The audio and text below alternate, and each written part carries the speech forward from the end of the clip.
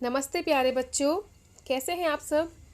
बच्चों, आज हम जो वर्कशीट लाए हैं वो है फोर्थ क्लास के स्टूडेंट्स के लिए। तो यहाँ पर आप अपनी क्लास के साथ मेंशन कीजिए आपका सेक्शन, यहाँ पर आपका नाम और यहाँ पर आपकी टीचर का नाम। आज की हमारी वर्कशीट है हिंदी की और ये वर्कशीट नंबर है 175A। ठीक है, यह आपकी 22 फरवरी की वर्कशीट है बच्चों।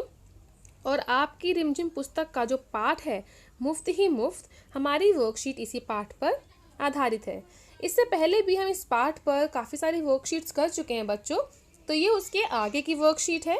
तो चलिए हम अपना आज का ये वीडियो शुरू कर लेते हैं। मगर उससे पहले अगर आपने अभी तक मेरे चैनल बीबी क्लासेस को सब्सक्राइब नहीं किया है तो मेरे चैनल को सब्सक्राइब ज़रूर कर दें बच्चों। अब यहाँ पर देखिए, नमस्कार प्यारे बच्चों, आशा है कि आप सब स्वस्थ होंगे। आप सभी ने पाठ मुफ्त ही मुफ्त पढ़ा। आइए आज हम पाठ पर आधारित कुछ और रोचक गतिविधियां करेंगे तथा पाठ से कुछ नया भी सीखेंगे। तो चलिए बच्चों, यहाँ पर हम प्रश्न 1 देख लेते हैं। हमारा प्रश्न 1 देखिए, नीचे कुछ पंक्तियों में कहानी का सार दिया गया है, परंतु हम इन पंक्तियों में कुछ शब्द लिखना भूल गए हैं। तो चलिए निम्नलिखित पंक्तियों को बोलकर पढ़िए और खाली स्थानों को भरने में हमारी मदद कीजिए।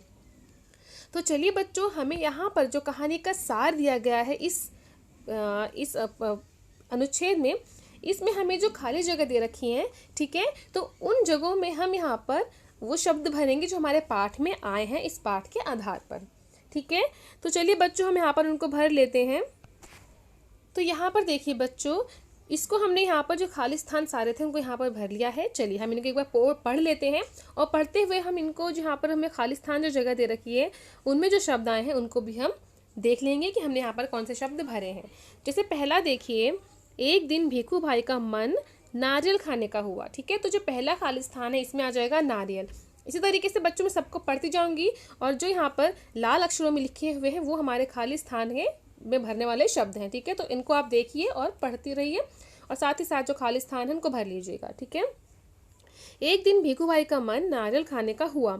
घर में एक भी नारियल नहीं था। ठीक है, यहाँ पर आप लिखेंगे एक भी नारियल नहीं था। भीखू भाई बहुत कंजूस थे।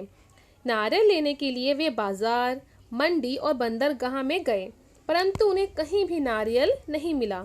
तब उन्होंने नारियल को खुद ही पेड़ से तोड़ने का फैसला किया। जैसे ही उन्होंने नारियल को पकड़ा, उनका पैर फिसल गया। उन्होंने मदद के लिए ऊंट वाले को बुलाया। हरे हरे पत्ते देखकर ऊंट अपनी जगह से हिल गया। अब ऊंट वाला और वे दोनों ही हवा में झूलने लगे। तभी एक घुड़सवार को उन्होंने मदद के लिए पुकारा, लेकिन अब घोड़ा भी पत्ते देखकर उसे खाने के लिए आगे बढ़ गया।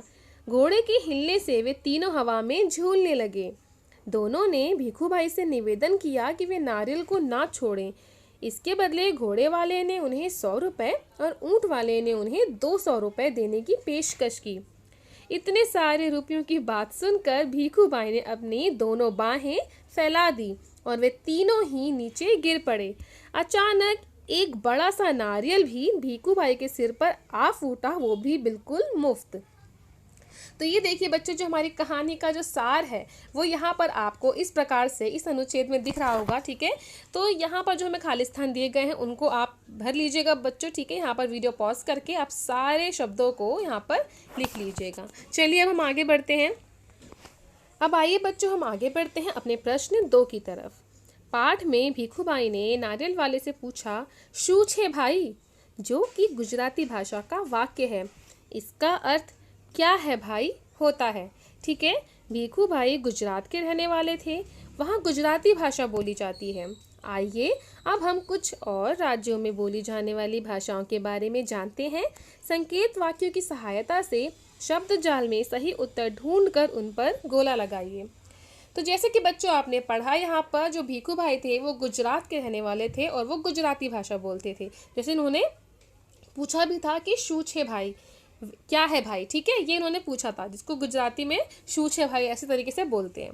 यहाँ पर हमें कुछ वाक्य दिए गए हैं और यहाँ पर ये बताया गया है कि हमें ये बताना है कि कौन सी जगह में, ठीक है, कौन सी भाषा बोली जाती है। और जो भाषा है वो यहाँ पर शब्द जाल में दे रखा है। ठीक है, तो सही जो वाक्य है उसके लिए सही भाषा का चयन करते हुए हमें यहाँ पर उस वाक्य को शब्द जाल में से लगाना है गोला। तो चलिए बच्चों हम ये शुरू कर लेते हैं। सबसे पहला हमारा वाक्य देखिए, केरल में बोली जाने वाली भाषा। तो बच्चों जो केरल राज्य है, केरल राज्य में जो भाषा बोली जाती है वो होती है मलयालम। ठीक है, मलयाली भाषा बोली जाती है। तो यहाँ पर देखिए इस शब्द जाल में मलयालम कहाँ लिखा है, तो यहाँ लिखा है मलयालम। तो इसको इस प्रकार से आप गोला लगाइए और ये हो जाएगा मलयालम भाषा। ठीक है, केरल में बोली जाने वाली भाषा मलयालम।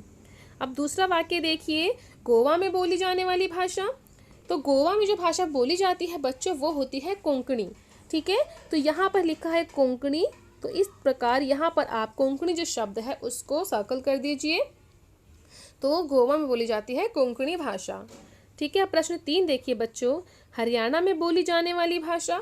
तो हरियाणा में बोली जाती है बच्चों हरियाणवी, और हरियाणवी लिखी हुई है यहाँ पर सबसे नीचे देखिए, यह लिखा है हरियाणवी। ठीक है, तो यहाँ पे जो ग हमारा वाक्य है उसका उत्तर हो जाएगा हरियाणवी। अब आखिरी का वाक्य देखिए, पंजाब में बोली जाने वाली भाषा। तो पंजाब में कौन सी भाषा बोली जाती है बच्चों, पंजाब में बोली जाती है पंजाबी, जो यहाँ लिखा है। तो इस प्रकार आप इसको भी सर्कल कर लीजिएगा। ये देखिए यहाँ पर हमने इन चारों जो भाषाएं हैं उनको सर्कल कर लिया है, जो है मलयालम, कोंकणी, हरियाणवी और पंजाबी। ठीक है, तो इस प्रकार हमारा प्रश्न 2 भी हो गया बच्चों। चलिए अब हम आगे बढ़ते हैं अपने प्रश्न 3 की तरफ। पाठ में कुछ शब्दों के जोड़ों का प्रयोग किया गया है, जैसे मीठा मीठा। पाठ में से कुछ और शब्दों के जोड़े ढूंढकर लिखिए। तो जैसे बच्चों हमारे पाठ में कुछ शब्द जो हैं उनको जोड़ों के रूप में इस्तेमाल किया गया है, जैसे यहाँ पर लिखा हुआ है एक मीठा मीठा। उसी प्रकार पाठ में ऐसे बहुत सारे शब्द आए हैं जिनको जोड़ों के रूप में प्रयोग किया गया है। तो चलिए उन शब्दों को हम यहाँ पर लिख लेते हैं। ठीक है बच्चों, तो यहाँ देखिए बच्चों जो हमारा पहला जो क है, जो उसमें जो शब्द आएगा वो आएगा बच्चों अ से अच्छे अच्छे। ठीक है, यहाँ पर देखिए अ लिखा हुआ है ना, तो यहाँ पर अच्छे अच्छे शब्द लिख लीजिएगा आप। उसके बाद जो जो शब्द है, जो ख है, उसमें देखिए यहाँ पर लिखा है ऊ। तो यहाँ पर जो ऊ से शुरू होने वाले शब्द हमारे पाठ में इस्तेमाल किए गए हैं वो हैं ऊंचे ऊंचे। तो यहाँ पर आप ये लिख लीजिएगा। ग में देखिए यहाँ पर लिखा है ज। तो ज से जो शब्द इस्तेमाल किया गया है हमारे पाठ में वो है जल्दी जल्दी। ठीक है, और घ देखिए, घ में जो च से लिखा हुआ शब्द जो शुरू होगा वो है चलते चलते। भीखू भाई चलते चलते बहुत थक गए थे ना, तो यहाँ पर जो शब्द हैं वो जोड़ों के रूप में इस्तेमाल किया गया है वो है चलते चलते। तो इस प्रकार इन चारों शब्दों को जो जोड़ों के रूप में इस्तेमाल किया गया है वो यहाँ पर आप लिख लीजिएगा बच्चों। ठीक है, अब आगे देखिए हमारा प्रश्न 4। नीचे कुछ स्थानों के नाम दिए गए हैं, इनमें से जिन स्थानों पर भीखू भाई नारियल की खोज में गए थे उन स्थानों के नाम के आगे सही का चिन्ह लगाइए। तो ये देखिए बच्चों, जहाँ जहाँ भीखू भाई नारियल की खोज में गए थे उन जगहों पर हमको सही का निशान लगाना है। ठीक है, जैसे पहला देखिए मंडी है, यहाँ पर इन्होंने सही का निशान लगा रखा है। बाकी जो शब्द हमें दे रखे हैं, बाकी जो जगह हमें दे रखी हैं स्थानों पर, उनके नीचे हमें सही या गलत का निशान लगाना है कि भीखू भाई कहाँ कहाँ गए थे नारियल की खोज में। तो देखिए, क्या भीखू भाई नारियल की खोज में गाँव गए थे? नहीं, भीखू भाई गाँव नहीं गए थे।